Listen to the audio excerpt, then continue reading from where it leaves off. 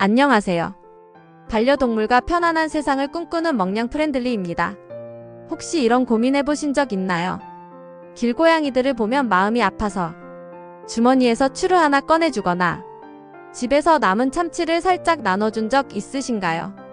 아니면 밤마다 몰래 플라스틱 그릇에 사료를 담아 조심스럽게 골목길에 두고 오신 적 있으신가요? 사실 저도 그래요. 지나가다 우연히 만난 길냥이에게 물이라도 놓아주고 싶은 마음이 들어요. 특히 겨울에는 털을 잔뜩 부풀린 채 떨고 있는 고양이를 보면 그냥 지나치기가 정말 어렵잖아요. 그런데 우리가 그렇게 아무렇지 않게 주는 한 끼가 정말 그 아이들에게 도움이 되는 걸까요? 아니면 우리가 생각하지 못한 또 다른 문제를 만들고 있는 걸까요? 요즘처럼 길고양이에 대한 관심이 많아질수록 이 문제에 대한 이야기들도 더 많이 나오고 있어요. 누군가는 말해요. 먹을 것도 없는 아이들한테 밥을 안 주는 건 차가운 사람이라고요. 하지만 또 어떤 사람들은 말해요. 길고양이에게 무분별하게 밥을 주면 오히려 고양이들한테 더 안 좋은 일이라고요. 도대체 뭐가 맞는 걸까요? 나는 도와주고 싶었을 뿐인데 그 마음이 누군가에겐 피해가 될 수도 있다니 참 복잡하고 어렵죠. 그래서 오늘은 이 문제를 감정이 아닌 사실과 현실로 한번 들여다보려고 해요. 밥을 주는 게 정말 도움이 되는지, 도움을 주려면 어떤 방법이 더 좋은지, 그리고 정말 책임이라는 건 어디까지 가져가야 하는지 지금부터 저와 함께 조금 더 깊이 있게 이야기 나눠볼게요. 길냥이를 도와주는 게 꼭 누군가를 불편하게 만드는 일이 되어야 할까요? 저는 그렇게 생각하지 않아요. 도움을 주는 방식에도 배려와 지혜가 함께할 수 있다고 믿거든요. 예를 들어볼게요. 고양이 밥을 주는 것 자체는 분명 좋은 의도에서 시작된 일이에요. 그런데 밥그릇이 며칠째 그대로 방치돼 있다거나 사료가 주변에 흩어져 파리가 날리거나 쓰레기와 함께 쌓여 있다면 고양이를 좋아하지 않는 사람들 입장에서는 그 모습만으로도 거부감이 들 수밖에 없어요. 그래서 우리가 할 수 있는 건 밥을 주더라도 그 뒤를 꼭 정리하는 거예요. 깨끗한 그릇에 소량만 급여하고 먹고 난 뒤엔 바로 치우기. 이 단순한 행동 하나가 주변 이웃들에게 미치는 인상을 완전히 바꿀 수 있어요. 그리고 밥을 주는 시간도 일정하게 정하면 좋아요.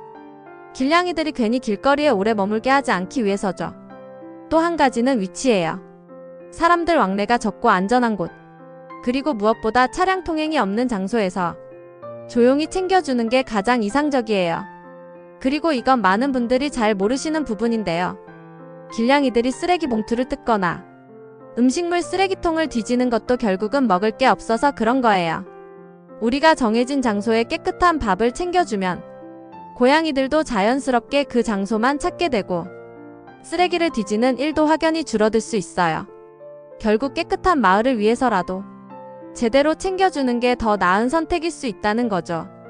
이렇게 조심스럽고 배려 깊은 행동은 사람들에게 고양이를 향한 인식까지도 바꿀 수 있어요. 아, 저 사람은 고양이를 챙기긴 하지만 주변도 항상 깔끔하게 유지하네. 이런 인상을 심어주면 고양이에 대한 부정적인 인식도 점차 줄어들 수 있거든요. 길냥이를 위한 마음은 결국 사람과 고양이 모두를 위한 마음이기도 해요. 나의 작은 배려가 이 사회 속에서 고양이들이 더 편안하게 살아갈 수 있는 디딤돌이 될 수 있다는 걸 잊지 않았으면 좋겠어요. 사실 이 길냥이 문제는 참 애매하고 어려운 주제예요. 고양이를 사랑하는 사람들도 있고 고양이를 싫어하거나 무서워하는 사람들도 있고 또 아무 관심이 없는 사람들도 있어요. 그래서 우리가 이 문제를 이야기할 땐 내가 맞고 너는 틀렸다 이런 식으로 접근하면 절대 안 되는 것 같아요. 오히려 서로의 입장을 이해하려는 태도가 먼저 필요하죠. 예를 들어 고양이 울음소리가 너무 크다고 불편해하는 분들도 계세요. 특히 발전기 때는 새벽에 갑자기 울기도 하니까요. 또 어떤 분들은 고양이들이 차 밑에 숨어 있다가 갑자기 튀어나오면 놀란다고 하기도 해요. 이런 이야기들에 대해 무조건 그건 고양이 탓이 아니에요, 사람이 이해해줘야죠, 이런 식으로만 말하면 듣는 입장에서는 마음의 문을 닫아버릴 수밖에 없어요. 그럴 땐 이렇게 말해보는 건 어떨까요? 그럴 수 있어요. 저도 예전에 그 울음소리에 깜짝 놀란 적이 있어요. 하지만 중성화 수술을 하면 그런 울음소리도 줄어들고 고양이들끼리 싸우는 일도 많이 줄어들어요. 그래서 저도 요즘은 밥을 주는 것뿐 아니라 TNR에도 관심을 가지고 지켜보게 되었어요. 이렇게 말하면 훨씬 부드럽게 전달되고 상대방도 저 사람은 단순히 밥만 주는 게 아니구나. 사회적인 문제도 함께 고민하는 사람이구나. 이런 인상을 받을 수 있어요. 또 길냥이에게 밥을 주면 그 고양이들이 다른 동물들과 영역 다툼을 줄이기도 해요. 고양이들이 정해진 공간에서 머물게 되니까 생태계가 더 안정될 수 있다는 연구 결과도 있어요. 물론 반대하는 분들의 입장도 충분히 이해돼요. 그래서 더욱 신중하고 조심스럽게 접근하는 게 중요해요.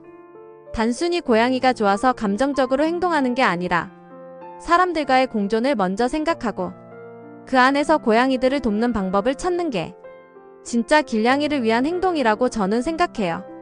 길냥이를 위한 활동은 때로 오해를 사기도 하고 애정을 왜곡되게 받아들여지는 경우도 있지만 정말 중요한 건 내가 어떤 마음으로 이 행동을 하고 있는지 그리고 그 행동이 주변에 어떤 영향을 주고 있는지를 늘 돌아보는 태도라고 생각해요.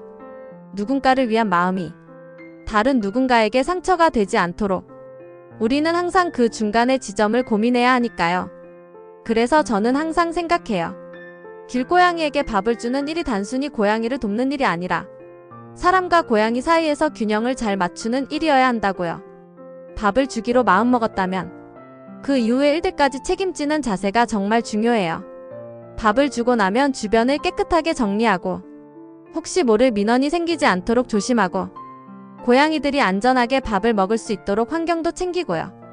이런 작은 실천들이 쌓이면 사람들도 점점 길냥이를 보는 시선이 달라지지 않을까 싶어요. 저기 고양이 밥 주는 분은 항상 깨끗하게 치우시더라.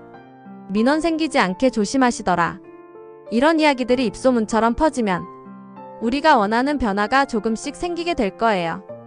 길냥이 밥 주는 문제는 결국 좋고 나쁘다의 이분법으로 나눌 수 있는 게 아니라고 생각해요.